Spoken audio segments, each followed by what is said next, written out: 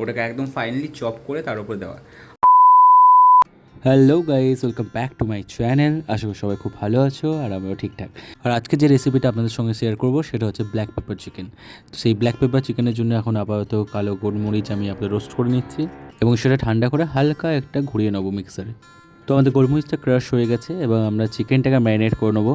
এবং ম্যারিনেশনের জন্য শুধু আমরা গোলমরিচের গুঁড়ো, লেবুর রস এবং সাদা তেল এবং নুন ব্যবহার করব, আর কিছু না। আপাতত আমি এক জায়গায় কাজুটা ভিজিয়ে রেখেছি, গোটা গরম মশলাটা এক জায়গায় করে রেখেছি। এখানে আপাতত দইটা জাস্ট সাইডে রেখে দিয়েছি। এখানে পেঁয়াজ, আদা, রসুন কেটে রাখা হয়েছে। এবার কড়াইতে তেল গরম করতে দিয়ে দিয়েছি আপাতত।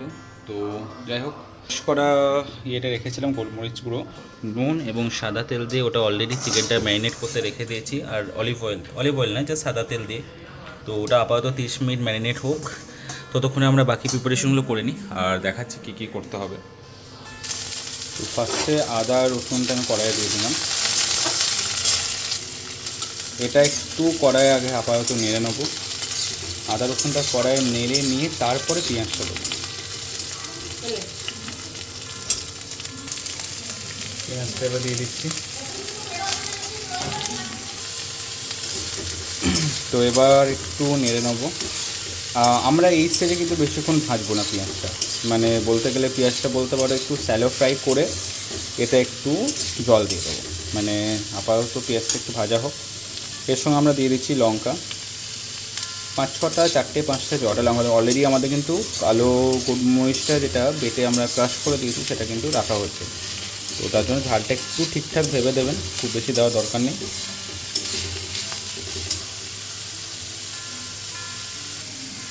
আর এই স্টেজে একটু নুন দিতে অবশ্যই ভুলবেন না, অল্প নুন দিয়ে দেবেন। চিকেনেও নুন দেওয়া থাকছে, নুন দিয়ে একটু ভালো করে নেড়ে নেবো। পেঁয়াজটা কিন্তু আমরা খুব ভালোভাবে ভাজবো না, হালকা একটু পিঙ্কিশ রেখেই আমরা কিন্তু এতে 1 কাপ থেকে 1.5 কাপ মতো জল দিয়ে দেবো। এবার আমরা যে কাজুগুলো ভিজিয়ে রেখেছিলাম সেই কাজুগুলো একটু দিয়ে দেবো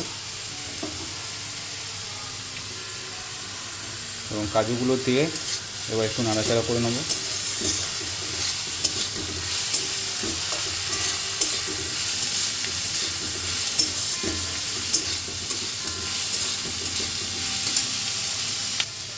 এই স্টেজে আমরা এবার জলটা দিয়ে দেবো, পুরো 1 থেকে 1.5 কাপ মতো জল দিয়ে দেবো। আর এই সময় কিন্তু আঁচটা ফুল রাখবে। আঁচটা ফুল রেখে এটা যতটুকু বয়েল হওয়ার হয়ে যাবে এর মধ্যে জলটা কমে এলেই আমরা তারপর এটা নামিয়ে নেবো এবং তারপরে ঠান্ডা হওয়ার পরে এটাকে কিন্তু পেস্ট করে নিতে হবে। আর পেস্টটা কিসের মধ্যে করব সেটা আমরা একটু পরে জানিয়ে দেবো কী দিয়ে পেস্ট করব। আমাদের জলটা কিন্তু অনেকটাই শুকিয়ে এসছে। তো এবার আমরা পেঁয়াজটাকে তুলে রেখে দেবো এখান থেকে। তো আমার মশলাগুলো ঠান্ডা হয়ে এসছে এবং মশলাগুলো ঠান্ডা হয়ে গেলেই এবং তার সঙ্গে দইটা মিক্স করে নেবো এবং দইটা মিক্স করে একদম মিক্সার বলে একটা স্মুথ পেস্ট বানিয়ে নেবো। তো দই আলাদা করে দেওয়ার কিছুই নেই, এর সঙ্গে মিক্স করে একটা ব্যাটার বানিয়ে নেবো এবং স্মুথ ব্যাটারটা থাকবে, ওটাই আমাদের ইউজ হবে আমাদের পরবর্তী রান্নাতে। তো চলো আপাতত ব্যাটারটাকে মিক্স করে নিই। তো এখানে আমি একটা স্মুথ পেস্ট বানিয়ে নিয়েছি এখানে। তো তেলটা গরম হয়ে গেলেই আমরা এর মধ্যে দিয়ে দেবো বাটারটা এবং বাটারটা হালকা মেল্ট হয়ে গেলেই আমাদের একটা যে ফ্লেভার সেটা এনহ্যান্স করবে এবং তারপরে দিয়ে দেবো আমাদের গোটা গরম মশলা। আমরা 3 থেকে 4টে গোটা এলাচ, 4 থেকে 5টা গোটা লবঙ্গ, 2টো দারচিনি এবং একটা তেজপাতা দিয়ে দিয়েছি এবং একটু নাড়াচাড়া করে নেবো যাতে ফ্লেভারটা খুব ভালো আসে এবং গন্ধটা খুব ভালোভাবে বেরিয়ে এলে আমরা এর মধ্যে দিয়ে দেবো চিকেনগুলো এবং চিকেনটা দিয়ে হালকা নাড়াচাড়া করব। আমরা চিকেনটা প্রায় 30 মিনিট মতো ম্যারিনেশনের জন্য রেখেছিলাম এবং চিকেনের স্লাইসগুলোতে একটু করে কাট করে দিয়েছিলাম যাতে ফ্লেভারগুলো তার মধ্যে কিন্তু অ্যাবজর্ব করতে পারে। প্রত্যেকটা চিকেনের গায়ে একটু করে কাট লাগিয়ে দিয়েছি। আর এরপরে চিকেনটা ম্যারিনেশনের পরে চিকেনটাতে আমরা নুন দিয়েছিলাম এবং আমরা মশলাটাও কিন্তু নুন দিয়েছি। তো যখনই নুন দেবে তো একটু ভেবেচিন্তে নুনটা টেস্ট করে নুনটা দেবে। চলো তাহলে চিকেনটা একটু ভাজা ভাজা হলে কিন্তু আমরা এতে কিছু মশলা অ্যাড করে দেবো, যেমন জিরে গুঁড়ো, ধনে গুঁড়ো। এতে আমরা কিন্তু কোনো লাল লঙ্কা গুঁড়ো বা কিছু এতে আমরা ব্যবহার করব না, শুধুমাত্র জিরে গুঁড়ো এবং ধনে গুঁড়ো ব্যবহার করব। এবং আমাদের রান্নাটা একটু হয়ে এলে কিন্তু আমরা দেবো ব্ল্যাক পেপারের যে গুঁড়োটা করে রেখেছিলাম সেটা কিন্তু আমরা ইউজ করব। আর মশলাটা দিয়েই সঙ্গে সঙ্গে ভালো করে নাড়াচাড়া করে নিতে হবে যাতে চিকেনটার মধ্যে মশলাগুলো ভালো করে অ্যাবসর্ব করে যায় এবং চিকেনটা এই স্টেজে কিন্তু অনেকটা কুক হয়ে যাবে। মানে আমরা মশলা দেওয়ার আগে এই গুঁড়ো মশলা দিতে দিতে চিকেনটা কিন্তু অনেকটা কুক হয়ে যাবে এবং কালারটাও কিন্তু এই স্টেজে খুব ভালো আসতে লেগেছে। না অলরেডি যখন একটু বাটার ফ্রাই হতে রয়েছে কালারটা কিন্তু অনেকটা চেঞ্জ হয়ে এসছে এবং সেই কালারটার জন্য কিন্তু চিকেনটা কিন্তু খুব ভালো লাগছে দেখতে। তো যে মশলাটা এতক্ষণ বেটে রেখেছিলাম সেই মশলাটা এবার অ্যাড করে দেবো চিকেনের সঙ্গে এবং পুরো লো ফ্লেমে রাখবো এই টাইমে গ্যাসটা, যার কারণ দই আছে ফেটে যাতে না যায়। তো আমরা লো ফ্লেম রেখে খানিকক্ষণ নাড়াচাড়া করে কিন্তু আবার গ্যাসটা কিন্তু হাই ফ্লেম করবো এবং এই স্টেজে কিন্তু আমরা একটু চিনি অ্যাড করবো যাতে টকটা একটু ব্যালেন্স হবে। টক দই আছে, টক দই যাতে টকটা ব্যালেন্স হয় তার জন্য একটু চিনি এবং নুনটা একটু এই স্টেজে চেক করে নেবো এবং ঢাকা দিয়ে রাখবো বেশ কিছুক্ষণ, মিনিমাম 10 থেকে 15 মিনিট রাখলে, লো ফ্লেমে রাখলে কিন্তু চিকেনটা পুরোপুরি কুক হয়ে যাবে। আর তারপরে আমরা চিকেনটা আবার নাড়িয়ে দেখে নেবো। তো চলো একবার দেখে নিই। চিকেন কিন্তু আমাদের প্রায় কুক হয়ে গেছে, জাস্ট একটু বাকি।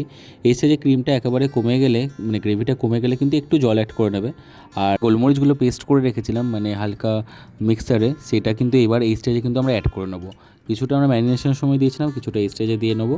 তো চলো আমরা আপাতত এটাকে ভালো করে মিক্স করে নিই এবং তারপরেই আমাদের কিন্তু চিকেনটা প্রায় রেডি হয়ে চলে এসেছে। তো আমাদের চিকেন কিন্তু প্রায় হয়ে এসছে। আর যে জিনিসটা আমি এখন মিস করছি সেটা হচ্ছে ধনেপাতা, যেটা আমি পাইনি, যেটা কিন্তু দেওয়াটা বেশ দরকার লাস্টে, বিশেষ করে ধনেপাতার যে ডালটা ওটাকে একদম ফাইনালি চপ করে তার উপরে দেওয়া। আর ফেস ক্রিম যদি না থাকে, বাড়িতে যদি শর্ট থাকে দুধের, অবশ্যই শর্ট দিতে পারো। তো শর্টটা আমার এখন রেডি হয়নি, রেডি হয়ে গেলে আমি লাস্টে একবার দিয়ে দেবো জাস্ট ম্যারিনেশনের সময়। তো প্রায় চিকেনটা নেমে এসছে, একবার জাস্ট নুন এবং মিষ্টির একটু চেক করে নেবো। নুনটা চেক করে নেওয়ার পরে জাস্ট নামিয়ে দেবো। তো আমাদের একদম লাস্টে ব্ল্যাক পেপার চিকেন বা গোলমরিচ চিকেন বলতে পারেন একদম রেডি টু সার্ভ। আর লাস্টে যেটা ম্যারিনেশনের জন্য যে ক্রিমটা ইউজ করবো সেটা একটু পরে আমি দিয়ে নামিয়ে নেবো, আপনারা আগে থেকেই দিতে পারেন। তো আমি ক্রিমটা অ্যাড করে নিচ্ছি এবং এই চিকেনটা সবথেকে বেশি ভালো লাগে কিন্তু পরোটা এবং রুটির সঙ্গে।